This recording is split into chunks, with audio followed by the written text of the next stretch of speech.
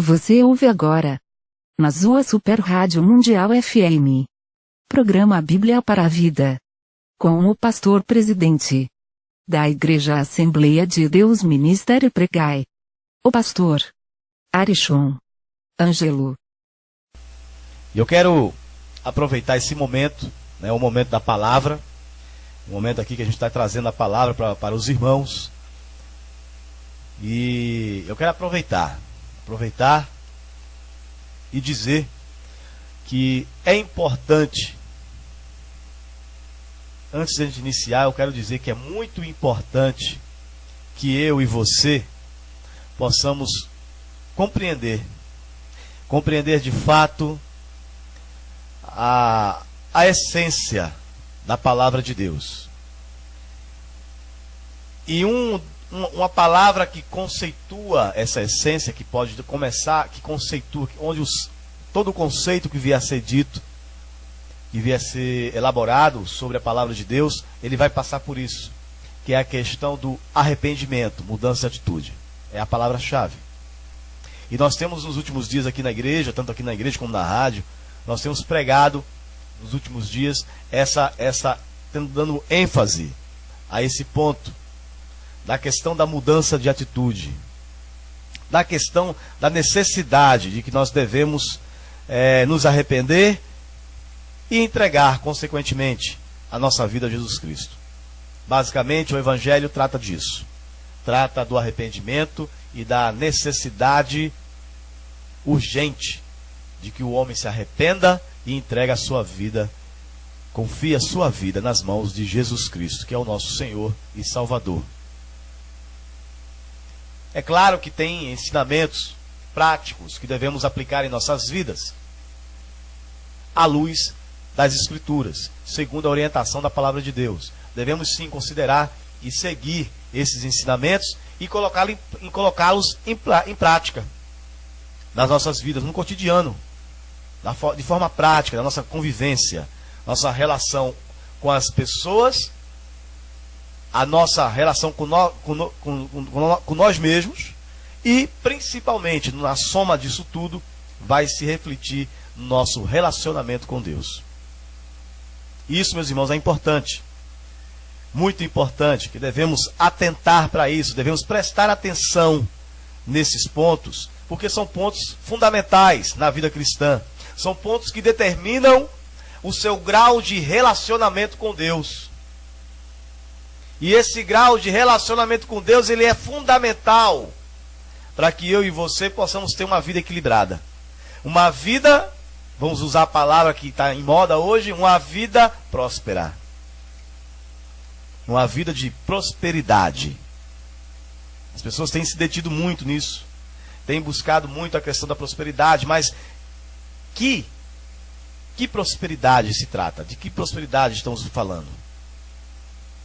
Existem vários aspectos na questão da palavra prosperidade. A prosperidade, a que está na moda, vamos dizer assim, nesses últimos dias, é a prosperidade material.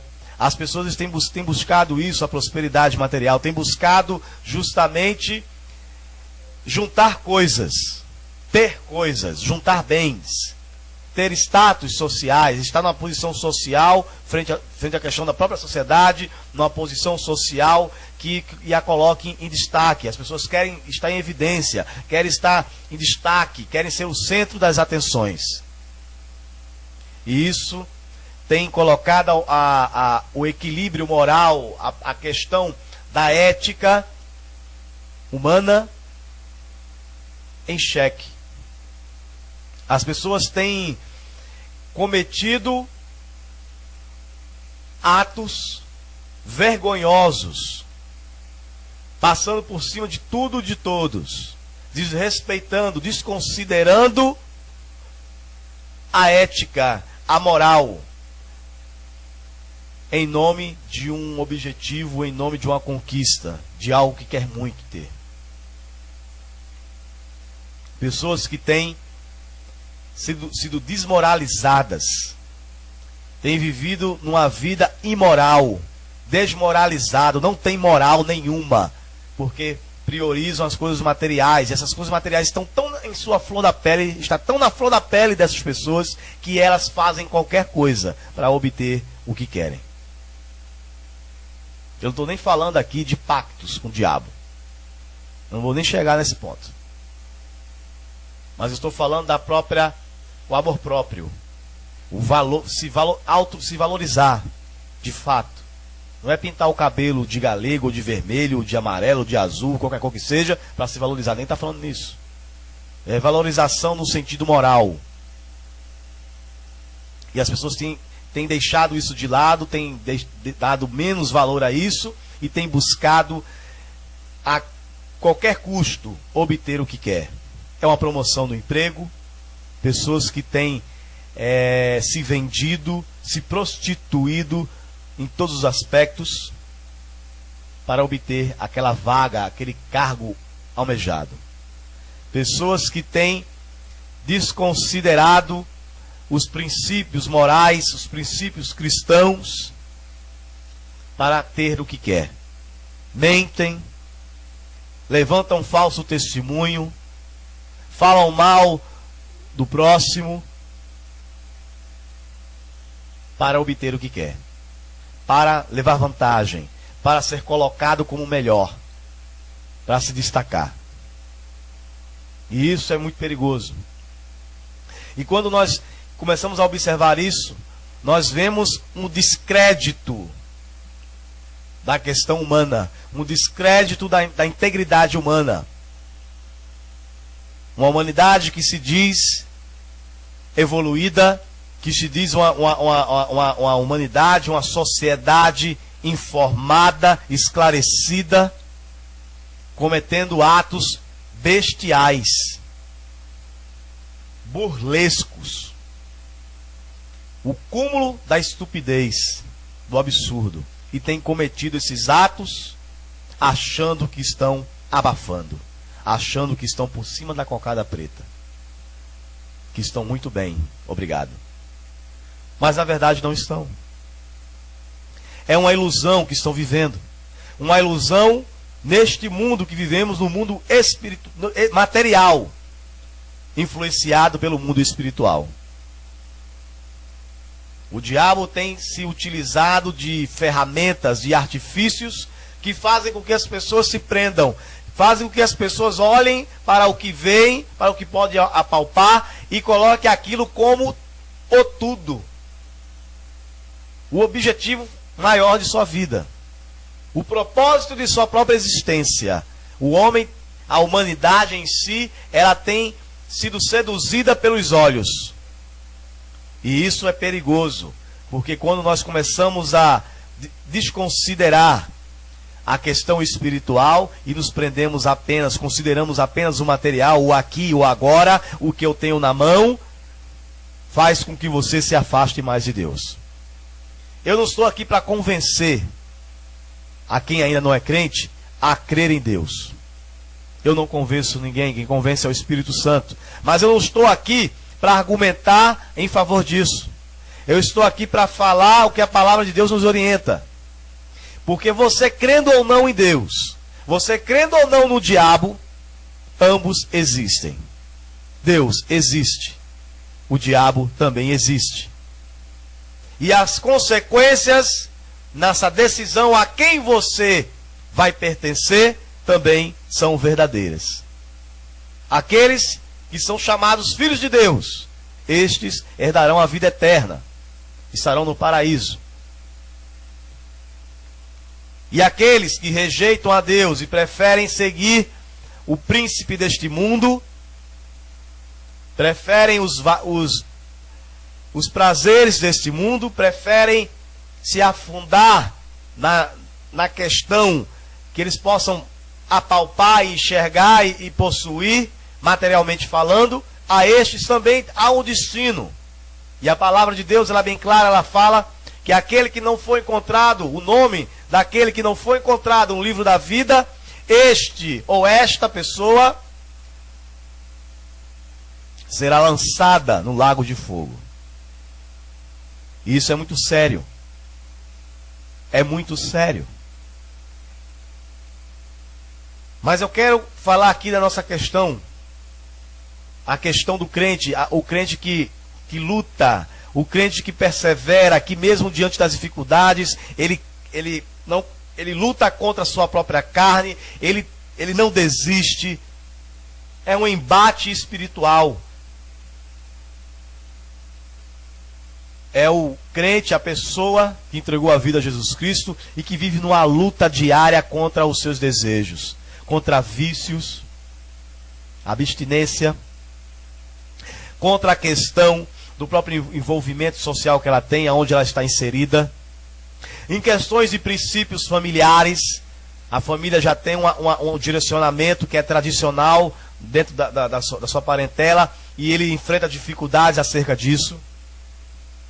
Ele é cristão, mas a família é de uma religião, é de um credo diferente, e que bate de frente com o que ele acredita. Ele crê em Jesus, mas os seus familiares, a sua família, seu pai, sua mãe, seus irmãos e toda a sua parentela não creem nisso e perseguem de certa forma, perseguem diretamente ou indiretamente a esta pessoa, e a pessoa tem que enfrentar isso. É para estas pessoas, as pessoas crentes, que enfrentam problemas de ordem emocional, espiritual e até mesmo física, são agredidas por isso, por crer em Jesus, é que a palavra vai para essa manhã. Pessoas que sofrem opressão, que são perseguidas, pessoas que são menosprezadas pela sua própria família e pela comunidade em geral, porque são crentes, porque agora servem a Jesus.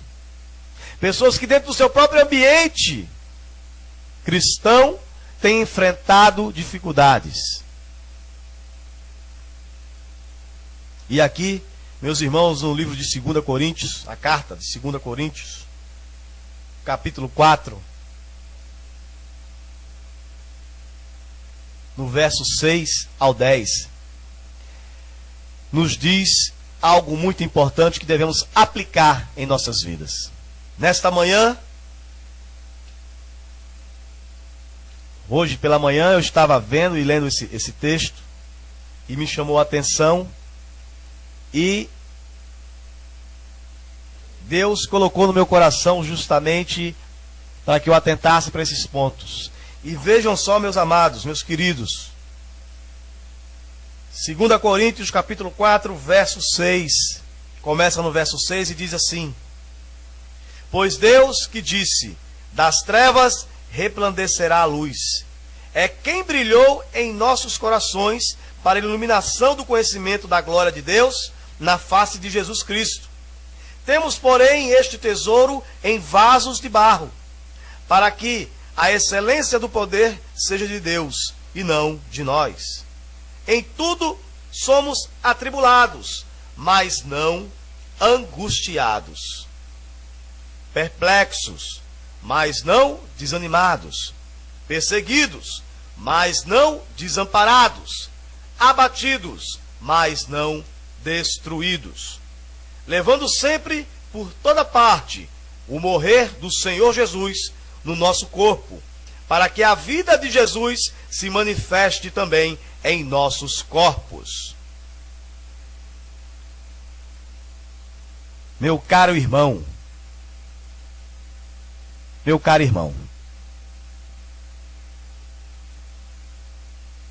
aqui Paulo fala da questão, primeiro ponto, de que o que devemos fazer, o que provém de nós, a nossa postura de obediência, não é para a nossa vanglória. Nós temos que entender que ser obediente, permanecer de pé, permanecer fiel a Deus, é para que nós possamos glorificar o nome dele, o nome de Deus. Nós ficamos de pé para que o nome de Deus permaneça, para que o nome de Deus seja glorificado em nossas vidas. É uma responsabilidade que temos, porque através das nossas vidas, do nosso comportamento, frente aos problemas, o nome de Deus pode ser glorificado ou não. O nome de Deus, através da minha vida, da sua vida, ele pode ser exaltado ou não. Nós podemos exaltar ou envergonhar a Deus. Nós podemos escolher entre viver a palavra de Deus, ser obediente, ou regressar, retroagir, dar a volta, dar meia volta e sair do caminho. Nós temos essa opção, mas entendemos que existe uma responsabilidade, existe uma consequência. Mas eu não quero me deter nas consequências, porque como crentes, entendemos e sabemos das consequências que há na desobediência. A palavra de hoje não é para o povo descrente, mas sim para o crente. Há alguns pontos aqui que o descrente ele pode tirar como exemplo, como ponto para refletir acerca disso. Mas a palavra desta manhã, a palavra que está sendo falada hoje, é justamente para o povo de Deus, que está vivendo nos últimos dias, vivendo uma situação de perseguição, em diferentes graus, é claro. Existem perseguições mais acirradas, onde pessoas são mortas. E existem as perseguições, vamos dizer assim, mais suaves, amenas, mas que colocam em jogo a nossa fé, que coloca em jogo a nossa posição diante de Deus e, consequentemente, a nossa obediência a Ele ou não. E aqui no verso 6, Paulo começa dizendo assim: pois Deus que disse, das trevas resplandecerá a luz, é quem brilhou em nossos corações, para a iluminação do conhecimento da glória de Deus, na face de Jesus Cristo. A glória é de Deus. A glória nessa fase que vivemos no Novo Testamento, na graça, a glória pertence a Jesus Cristo. O nome, sobre todo nome. Se nós somos obedientes, se nós começamos a ser luz, a ser o sal deste mundo, e começamos a buscar, a viver este propósito de vida, o nome de Jesus ele é glorificado. O sacrifício dele não será em vão. É uma resposta que estamos dando à sociedade, é uma resposta e que estamos dando ao príncipe deste mundo.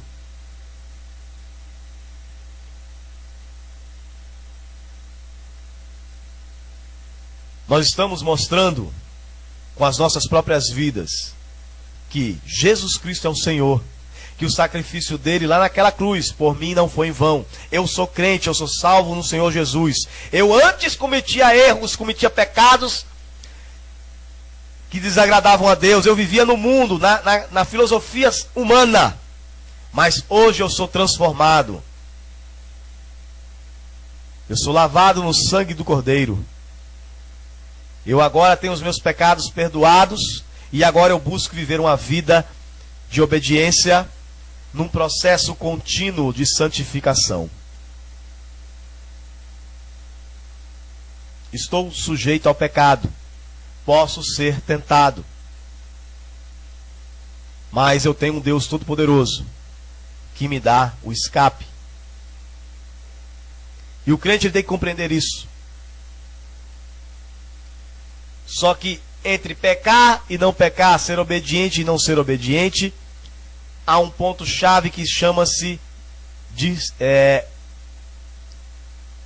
obediência. É o livre-arbítrio. Nós temos o livre-arbítrio, eu posso escolher. Você pode escolher. Eu posso escolher entre ser obediente a Deus ou não. Em todos os momentos eu vou enfrentar situações e aquela situação ela vai exigir isso de mim, ser obediente a Deus ou não, manifestar a glória de Deus ou não,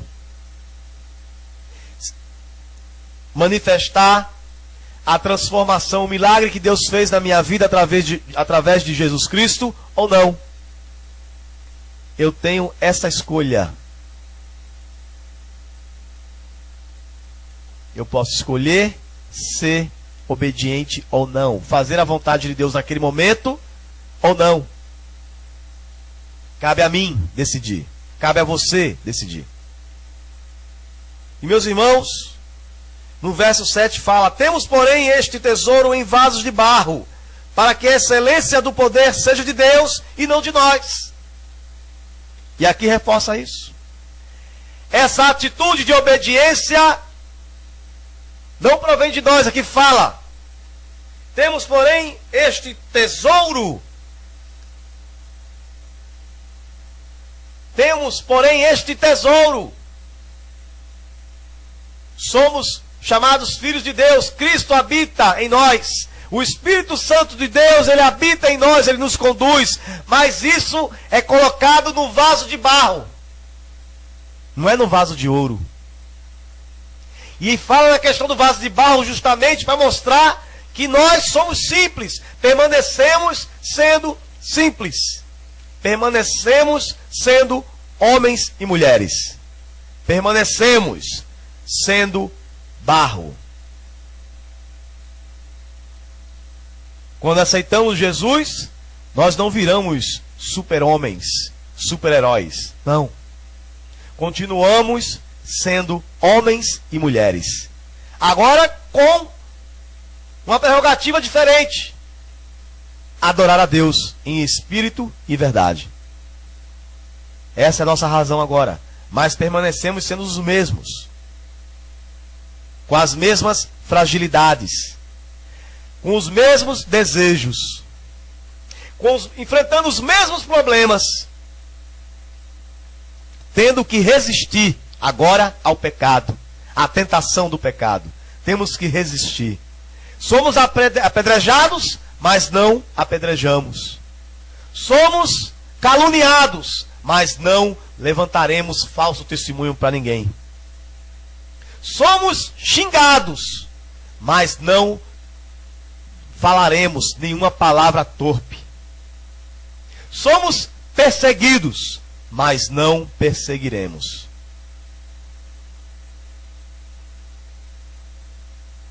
Somos agredidos, mas manifestamos a compaixão, o perdão, o amor. Mas permanecemos sendo homens e mulheres, assim como qualquer outro.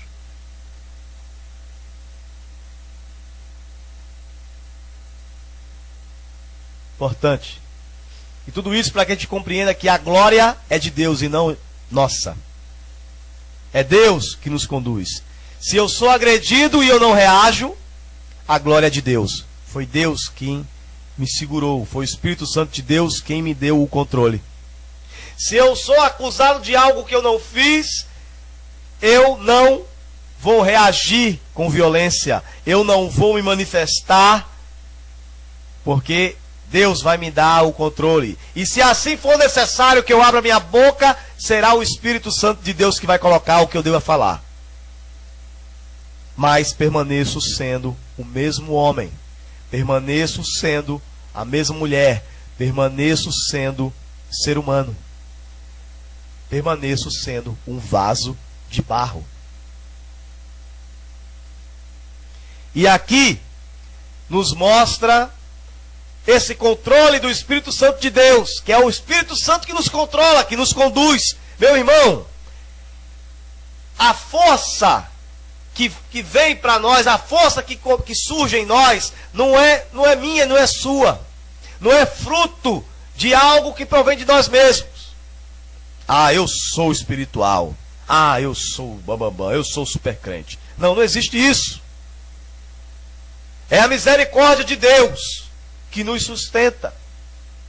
E isso é tão verdade que a questão é que Deus é que deve ser glorificado e não nós. No verso 7 fala assim: temos, porém, este tesouro em vasos de barro. Veja só.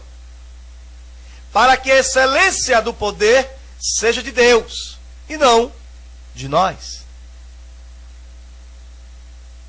Se você é um crente fiel, é um crente que louva, é um crente que prega a palavra de Deus, é um crente que tem responsabilidades no ministério, qualquer que seja o ministério que você esteja envolvido,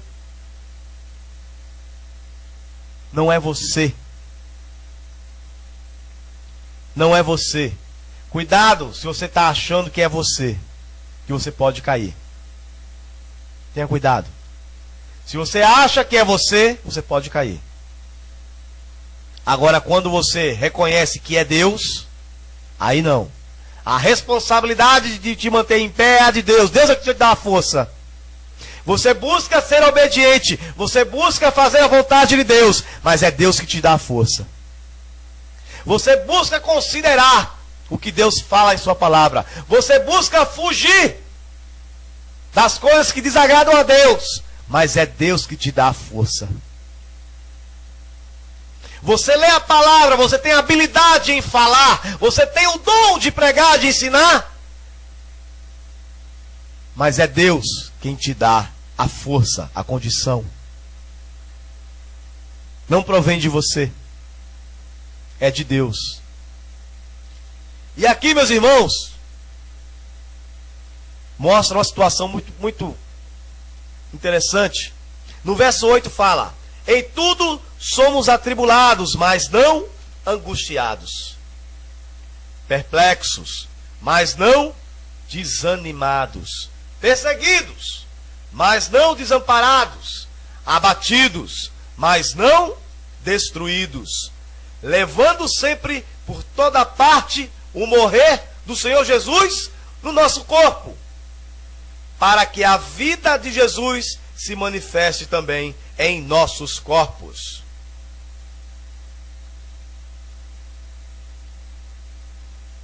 Nós morremos.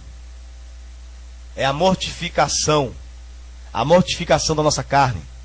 Isso significa os nossos desejos, os nossos planos não podem estar acima dos planos de Deus.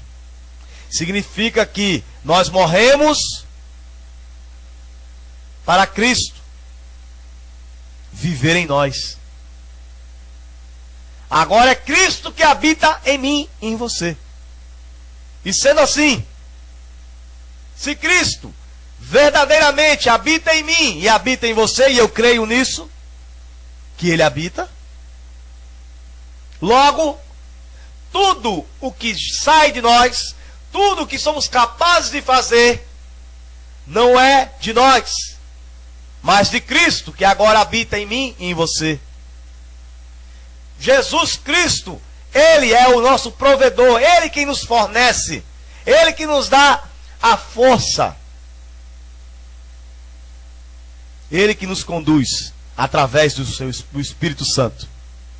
É Ele que nos mostra, é Ele que nos abre o entendimento, é Ele que nos faz ler a palavra, abrir a nossa boca e pregarmos. É Ele quem faz nós passarmos pelas dificuldades. E aqui fala, poderemos estar sendo perseguidos. E a palavra fala aqui, já no verso 8, vou ler aqui no começo, para entender. Fala assim: em tudo somos atribulados, mas não angustiados. E não somos angustiados porque Jesus Cristo está em nós. O Espírito Santo de Deus nos conduz, nos fortalece. Podemos estar perplexos, mas não desanimados. Nós ficamos perplexos, vemos a situação em que está o mundo, as pessoas virando as costas para Deus, as pessoas rejeitando a palavra de Deus, mas nós não nos desanimamos. E esse desânimo, ele não cresce, ele não toma conta, ele não domina, porque o Espírito Santo de Deus está em nós. Nós temos ânimo. Pregamos a palavra dia a dia, e as pessoas têm rejeitado, mas nós não desanimamos, porque Cristo vive em mim, vive em você. Cristo vive em nós. E Ele nos dá ânimo para continuar. Não, continua! Ide e pregai, continue pregando, não desista, tenha ânimo, vai. E nós ouvimos a voz do Espírito e prosseguimos. Continuamos pregando, mesmo que a igreja esteja vazia, mesmo que as pessoas zombem de mim e de você, mesmo que as pessoas venham a lhe perseguir, mas continuamos com ânimo. E aqui fala: perseguidos, mas não desamparados. Podemos ser perseguidos, mas temos um Deus que não nos desampara. Podemos até morrer por conta disso, mas Deus nos receberá nos céus. Nosso Senhor Jesus nos receberá lá nos céus. Não vamos estar desamparados. Abatidos, mas não destruídos. A gente pode ficar cansado, abatido, triste, mas não vamos nos entregar. Nós não seremos destruídos. Continuaremos a pregar esta palavra até o nosso Senhor Jesus vier nos buscar, arrebatar a sua igreja. Glória a Deus. Glória a Deus. Não provém de mim, meu irmão. Não provém de você. Se você está de pé, agradeça a Deus, porque é Deus agindo na sua vida e na minha vida. É Ele que nos mantém de pé. E no 10 fala assim: levando sempre por toda parte o morrer do Senhor Jesus no nosso corpo, para que a vida de Jesus se manifeste também em nossos corpos. Ah, Jesus! Glória a Deus! Glória a Deus! Meus irmãos,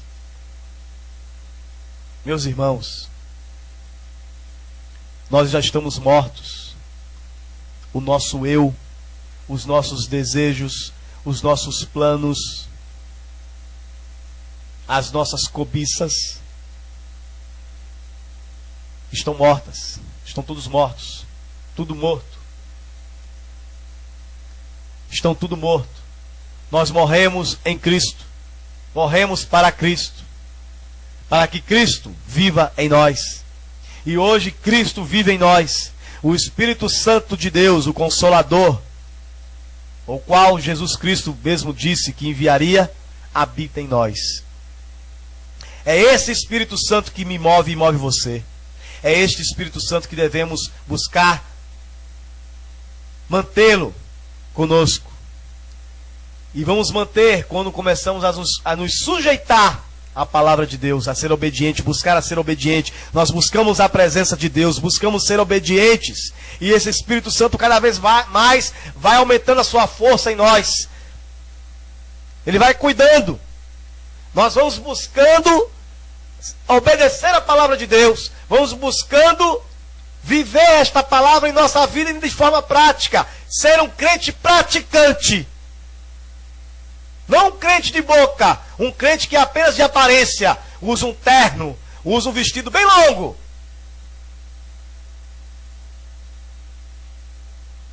E outros pontos que foi o homem quem disse que esse crente se veste assim, crente anda assim,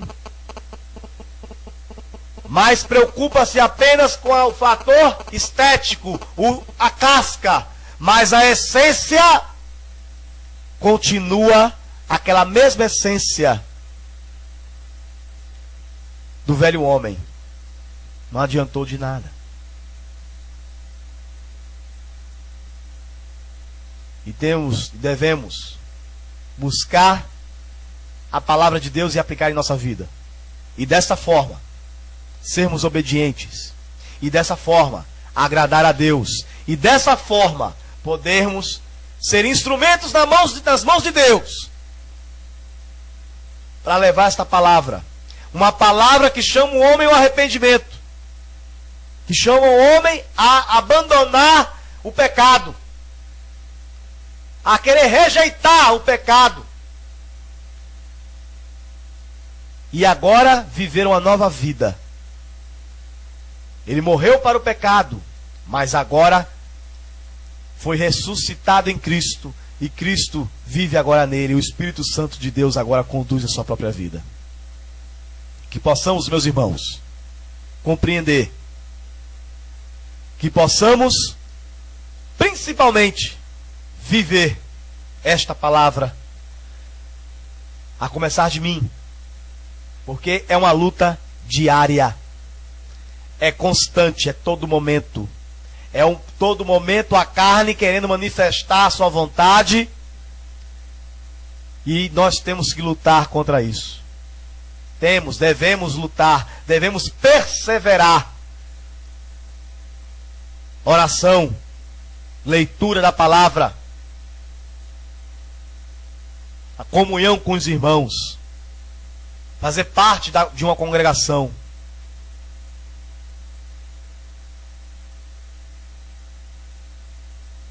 E daí, poderemos sim, pela graça do nosso Senhor Jesus Cristo, poderemos sim ser obedientes e vivermos uma vida reta diante do Senhor. Que Deus te abençoe, em nome de Jesus. Amém.